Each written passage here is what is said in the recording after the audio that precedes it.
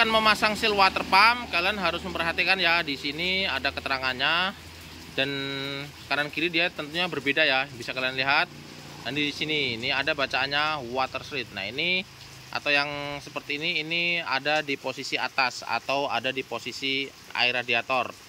Nah, ini posisinya ada di dalam mesin atau bagian olinya. Nah, jadi seperti ini ya. Nah, ini kan seperti ini. Terus ini masangnya dia seperti ini. Nah,